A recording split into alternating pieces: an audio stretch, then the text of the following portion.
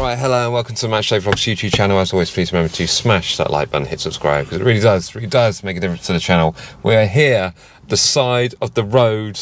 Which road? M27, on our way back from the Brighton game. It finished Brighton 2, Southampton 2. We didn't stick around after the game because the queues for the park and ride were just ridiculously long. But you're not interested in that. You want to hear about the game.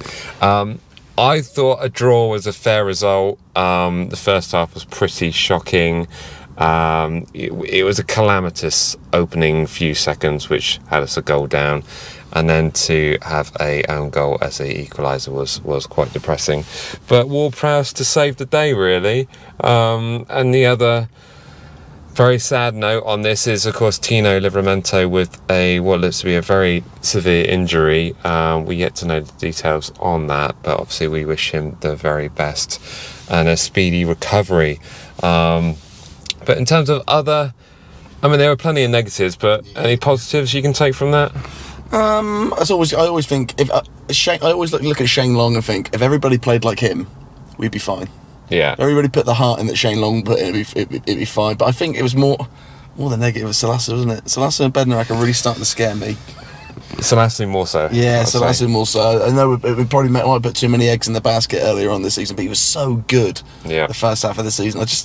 It's things like the physicality. I don't understand how he's seemed to have gotten weaker. How he's just letting players go past him and just not getting into space. I just don't understand that inconsistency. Like I said during the match, it felt like they were playing with a third centre back, but that third centre back was never there. Yeah. So they were constantly being opened. That first half, it was a really, really tough first half, but just as bad as they were second half. I thought they were quite good second half. Yeah, it was a solid performance second half. I mean, obviously we're going back to the 4-2-2-2, but with Nathan Teller and Nathan Redmond working the wings, I don't think they worked it as well as perhaps Elianusi and Stuart Armstrong did. And Stuart Armstrong, when he came on in the second half, actually looked quite good, and we did threaten down those wings again. So kind of a mixture, really. There's a conversation about that maybe that Elianusi and Stu were just tired because they played a lot of games in the past couple of weeks, considering how much they played before that. Yep. So it was good to sort of see a bit of rotation there. But I thought you're right. Yeah, first half Redmond and Teller were just out of position the entire time. They kept switching, didn't they? Kept switching, both trying to play a number 10 role, which I don't think really works for either of them. I know that Ralph wants our wingers to play that number 10 role and get inside a little bit more and try and feed through, but I think it just gets a bit over congested. No one really knows where they're supposed to be, and then suddenly the wings become really barren. Like the amount of times Kyle Walker-Peters was running down the wing or Peru was working down the wing, there's loads of space and no one around them to play on. It just seemed a bit it seemed like we were lacking a bit there. But I thought Shea had a good game. I thought Shea was really quite powerful up front, quite dominant. I thought Shane looked really good, and then Prowse is just amazing, isn't he? Prowse is absolutely amazing. I mean, I think everyone behind it. You'll see on the vlog. There will be a vlog from today's game. Don't worry. There'll be a vlog, and I think everyone in the away stand did shout "hit it," and when Prowse absolutely hit it. The other slight dodgy, sour note really is Brozier when he came on. Didn't really look like he was too bothered. Did he? He just looked really sluggish. I remember in the week I saw somebody post a picture. So I saw a post going around of Brozier saying I can't wait to be back in the Chelsea shirt, which was from what everyone thought was an official Facebook account, and he had to go on Twitter saying I don't have a Facebook account. That's not true.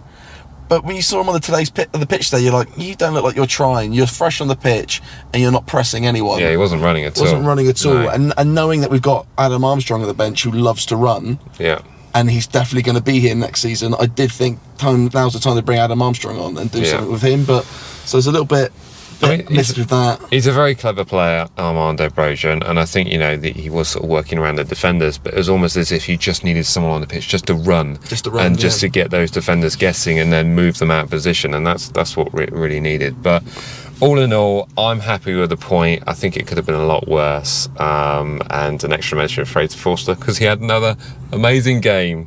I don't know, he flapped his arms a little bit. That first goal was maybe kind of his fault a little bit.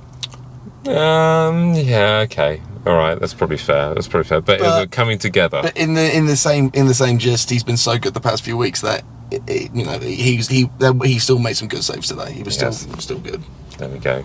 But there it is. It's ended. Brighton 2, Southampton 2. We move on next week to Crystal Palace at home. There will be a vlog from today's game. There will be a live preview of the Crystal Palace game. A live preview. We're going to do it. We're going to make it happen. Wow. So there we go. So we will see you all again on Wednesday evening for the live show at 9 o'clock. And of course, we'll see you back at St Mary's for the home game against Crystal Palace. But the penultimate home game, isn't it? The penultimate home. We've only got 2 more home games left. Craziness. But there it is. As always, remember to like, comment, share, and subscribe. And we'll see you in the next one. All right. See ya.